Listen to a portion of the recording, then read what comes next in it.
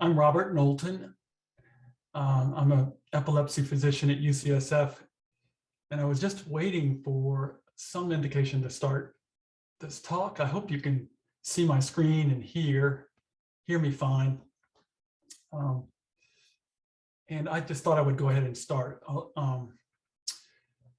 This is a subject that I enjoy a lot. Pictures of the brain to help treat epilepsy patients. It's what sort of brought me into the field in some respects. I love neuroimaging, and then I love the opportunity to localize seizures for helping patients with epilepsy. And imaging has sort of revolutionized our ability to do that. But it's a complicated subject in some ways, because what constitutes actual brain imaging is a bit nebulous. You think of MRI scans or CAT scans, and that certainly is imaging. That's classic imaging. But there's even methods of using EEG and MEG, the electroencephalogram, classic test that we've done for decades to try and localize epilepsy, can now be converted into some form of imaging. And I'll talk about all of this in this brief talk. I'm going to frame it though because imaging is not just used to localize epilepsy. Not everybody has a localization related epilepsy or what's called focal epilepsy, but the majority do, about 60% do.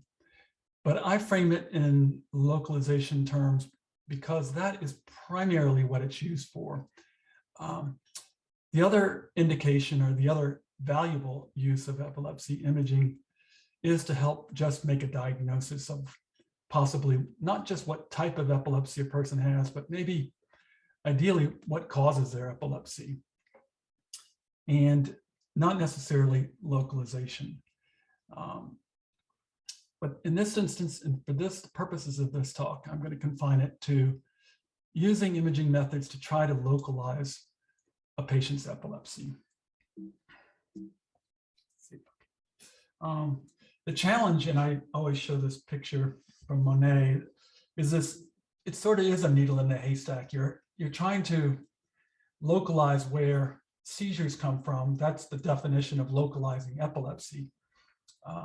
If a patient has seizures that come from a part of the brain, the question is, where do they come from? And when you're trying to do this from outside the skull, and imaging is basically a non-invasive tool to do that, meaning you're looking from outside and you're trying to see if there's anything that can be detected from an imaging tool and depicted that allows us to see either indirectly or directly what might be responsible for patient's seizures. But it really is a needle in the haystack, or it had been until the advent of more modern imaging techniques. And the biggest challenge is if you're trying to treat this and trying to frame this in localization for surgical treatment, the very first question is, does the patient even have seizures that start in part of the brain, what's now called focal epilepsy? And if they do they come from just one location? Because they might come from more than one. And the big one is, can the location be found? And that's what the aim of this talk is about. But even when you can't find a location, it may or may not be something that can be targeted with surgical treatment. And that's a whole nother issue, particularly if you're talking about removing tissue. This is what I meant from talking about, kind of looking from outside toward the brain and trying to figure out, without actually placing probes or opening the skull, what can we see just with pictures of the brain? And this is sort of almost an impossible challenge. MRI was the biggest landmark in allowing us to see exquisitely the structure of the brain. And it really did change our ability to detect lesions and other abnormalities that could be responsible for epilepsy, that took it away from being such a needle in the haystack. Otherwise, the way we found epilepsy, or have to find epilepsy even today, if we can't gain enough information from imaging tools, we have to actually open up the skull and place electrodes or recording probes in or on top of the brain. And that, as you can see, is highly invasive. And you're limited to where you can sample. So even if you have to do this because you need more precision about where seizures come from, which is often the case, even when you have a pretty good idea, you still may need more precision. You need to know where to place the electrodes because you really can't place them all over the brain.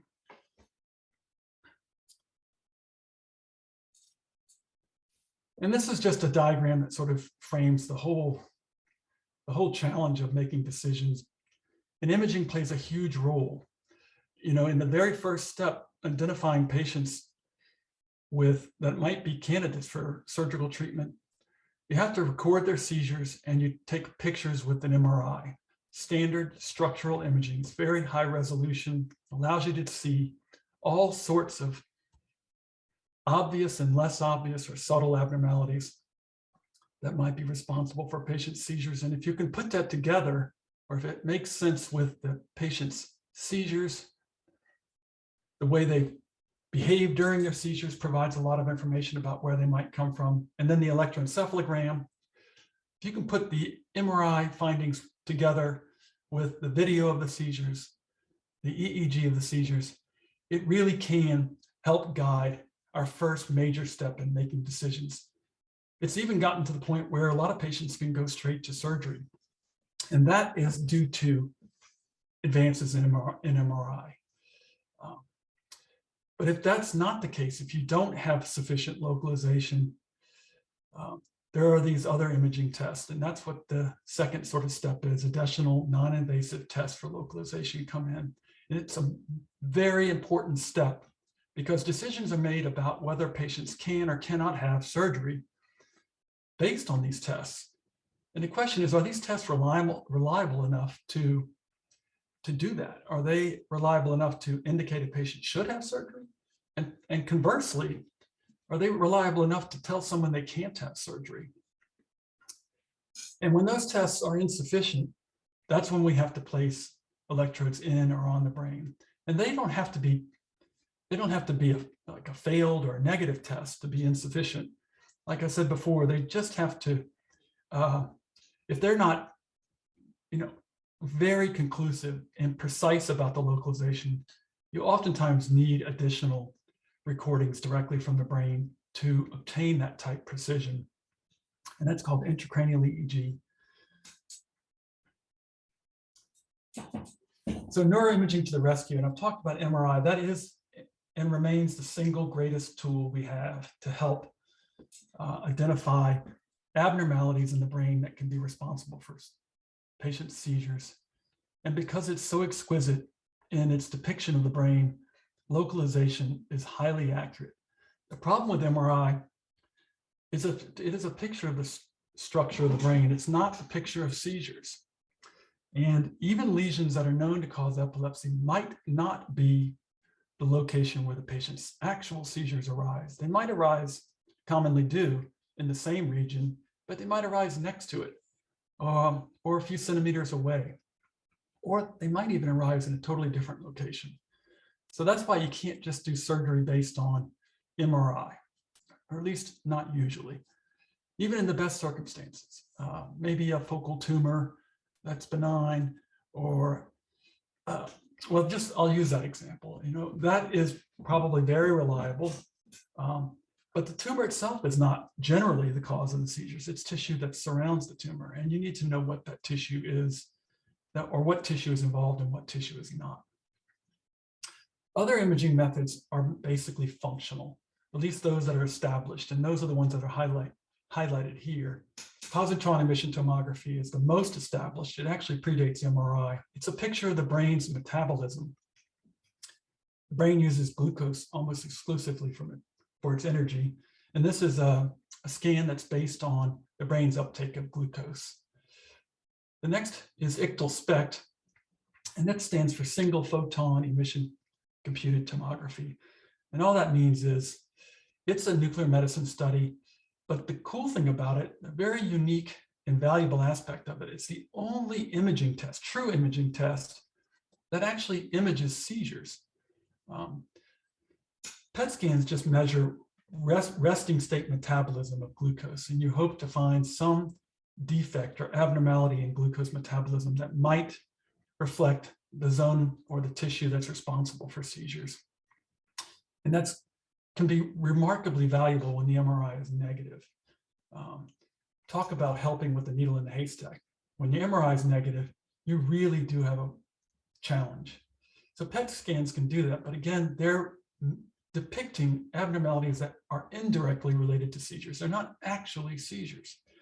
Ichthyl Spec is the imaging test that does something akin to that. Basically, it's like a snapshot of the brain's blood flow at the time of a seizure, and the brain's blood flow increases in the region of the brain where the seizure is occurring. The challenge of this study, though, is you have to actually inject this isotope. It's a very short-acting isotope, and that's a good thing because you want the radiation to go away. But you need that isotope to be active at the time of the seizure. And seizures occur at random for the most part, and they're infrequent in most patients. And you only have, a few hours to have this isotope available to inject at the time of a seizure. But if you can do it and you can inject it quickly enough, it binds very quickly to the vasculature, and it just gives this incredible depiction of blood flow that can be tied together with MRI and the other tests. Finally, and this is the area that's sort of not true imaging, but electroencephalogram, the EEG, the scalp EEG, which records the brain's electrical activity, as well as magnetoencephalography, which does the same, it just records the magnetic fields instead of the electrical potentials. This is the direct method of capturing and measuring the location of seizures. The problem is we record from outside the skull, and we can generally just look at the EEG or the MEG, recording electrodes, in the case of MEG, the detectors, and just sort of say, well, what detectors are closest to the site or where the seizures must be coming from? And that's just sort of a general, that's how we've read EEG, our mainstay test, for over 60 years. And we can say something about maybe it's on this side, maybe toward the front of the brain. But there's a method to say, what could we infer if we said, where in the brain would the source of these seizures have to be to generate those patterns that we record at the scalp, those EEG patterns and MEG patterns we record at the scalp? Maybe there's only one solution that best characterizes what we're recording at the scalp. It's kind of an impossible, it's called the inverse solution, and it's kind of an impossible task because there are multiple solutions that could explain what you're recording at the scalp. However, because we know a lot about the brain's geometry and its physics and the skull and how it affects EEG and MEG waveforms, we can make a lot of valid assumptions that allow us to solve that problem of like, where in the brain would the source have to be to generate what I'm seeing at the scalp? And if that's accurate, it's remarkable because you're answering a question from outside the brain, outside the skull, without any invasive procedure. So I'll show you a few examples of this. So first, we're going to cover structural MRI. This is what revolutionized epilepsy.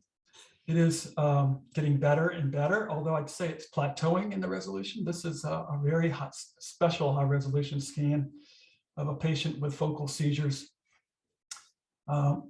who was read as having a normal MRI, a normal conventional MRI. But this area that I have highlighted right here is a subtle abnormality of blurring and sort of distinction of that the sort of the anatomy right there. The gray matter and the white matter, they're just sort of blurred compared to the other side if you compare it. But it's very subtle and something that would be easily missed on standard MRI scans. This is a blown up picture from a similar very high resolution, sort of special HighField Magnet MRI showing a structure here. This is called the hippocampus. It's oftentimes involved in the cause of patients' focal seizures. And it allows us to see with just exquisite resolution this abnormal appearing hippocampus. And you can compare it to the other side, which is completely normal. This oftentimes tells us for sure that this patient has epilepsy coming from this type of lesion. And if you can't see this on standard MRIs, it makes the job of localizing seizures much harder. But if you have something that's this confident in pointing toward the patient's likely epilepsy, you most likely don't have to do any invasive procedures to go forward with a surgical plan. So it's a big deal. This is PET scans. This is that picture of the glucose metabolism of the brains. It's pretty amazing. This is actually an older scan, but this is a pretty amazing scan given that it's based on an isotope, a positron emitting isotope, a very special type of isotope that could capture and characterize the brain's anatomy with this degree of resolution. And yet, and what we're looking for is some defect in the metabolism. This is in a patient who has focal epilepsy, whose MRI is normal. So it's a total needle in the haystack. But this scan depicts an abnormality that's very subtle, but very definite. This turns out to be exactly where seizures came from. You can also do things with PET scans to help improve their interpretation by combining them with MRI. This is a standard PET scan. It's hard to depict. I mean, it's hard to detect an abnormality here, just as it was in the previous scan. But that one image that has the red box that's in the red box has an abnormality that was missed and would easily be missed. But we'll pay attention to that when we combine it with the MRI. This is the MRI. This is a very subtle, questionable abnormality. But when you combine the PET scan with the MRI, you can see the defect in metabolism in this little area right here. That's an exact same area where that questionable abnormality was on MRI. So both were questionable. You put the two together and it's definite. And this is again, right, maybe a few millimeters behind it. This is further behind it. It's normal. This is in front of it and it's normal. So that's a pretty exquisite detection of something that couldn't be seen or couldn't be appreciated confidently in either scan alone. This made all the difference in detecting this patient's epilepsy location and helping guide surgery. There's also potentially, hopefully in the future, we'll get some help from computers. I'm sure you've heard about machine learning and artificial intelligence. And that is coming to medicine pretty quickly, I'm sure, but it's still sort of a developing tool, but I'm just showing you some of the research that is being done to sort of improve the detection of abnormalities in MRIs and PETs and other scans. This is a patient with, I think I previously showed, that was read as normal on MRI and read as confusingly abnormal on the PET scan. So this was a combination of using measures of MRI features like the thickness of the cortex or the distinction between white and gray matter, along with PET abnormality, the metabolism abnormality, and combining the two mathematically. So here it is, a very kind of confusing scan. Those purple colors are supposed to represent significantly or largely diminished metabolism, but it's not very localizing. But when you put these two together, all these features together, you come down with this one spot that is both abnormal on the MRI and the PET. And these are very, this sort of clears up all the confusion about areas that were a little bit abnormal on the PET that were outside of this region. And on the MRI, these subtle abnormalities that you don't really depict visually when you do a visual interpretation, but quantitative measures of, like I mentioned, like the thickness of the cortex or the way the white matter and gray matter come together. But when you use these mathematical, when you measure these and you use high-level mathematics to compare to normal metabolism and normal structural features on MRI, you come up with only this one spot as being abnormal on both. And this turns out to be precisely correct in this particular patient. She indeed did have EEG abnormalities that extended beyond this region. She had PET abnormalities that extended away from this region. And yet this is the area where her seizures actually started. And this is the location of her resection that made her seizure free. This next image is that of Ichthyl Spec, single photon emission computed tomography, which is SPEC stands for. It's not like PET, which is much better resolution. You can see these are much blurrier pictures. The top is a picture of the brain, just a row of slices of the brain during a seizure. I'm sorry, when the patient is not having a seizure. Let me just double check. Yeah, I'm sorry, when a patient is not having a seizure. In the bottom, the second row is when they're having a seizure. And you can see, like, it's not that easy to interpret.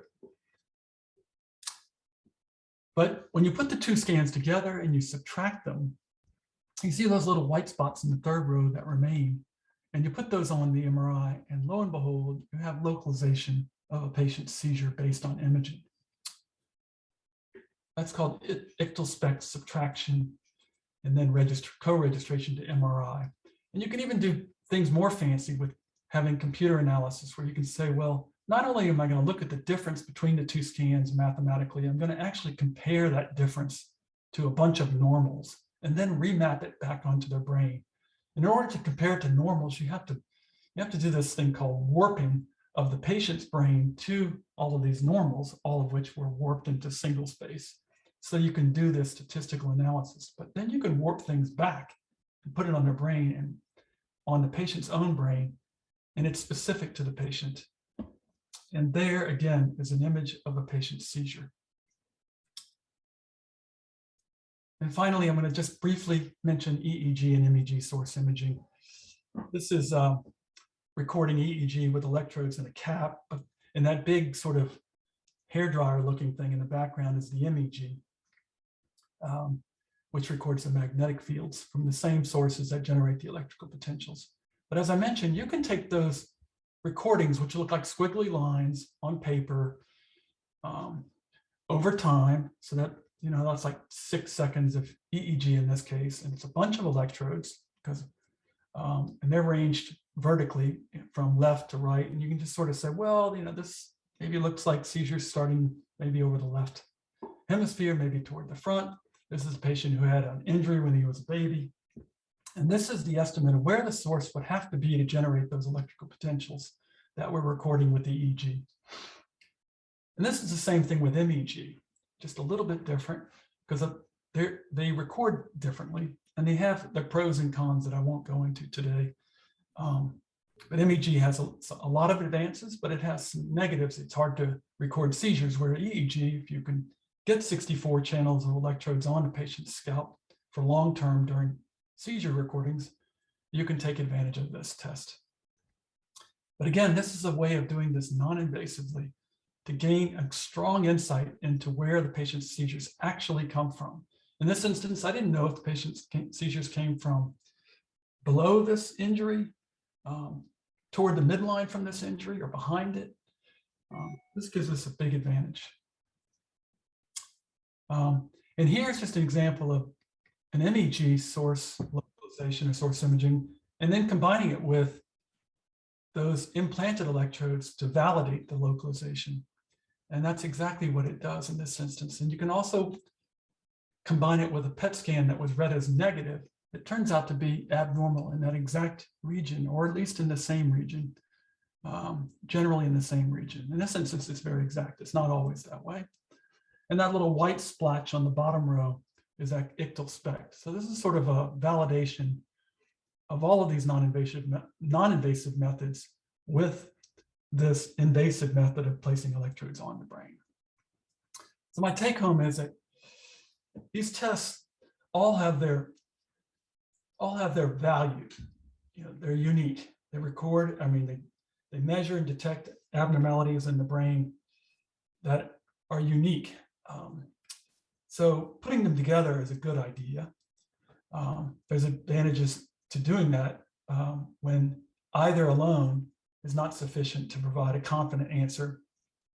And then you can even combine those imaging tests with EEG and EMG, which are traditionally kept separate.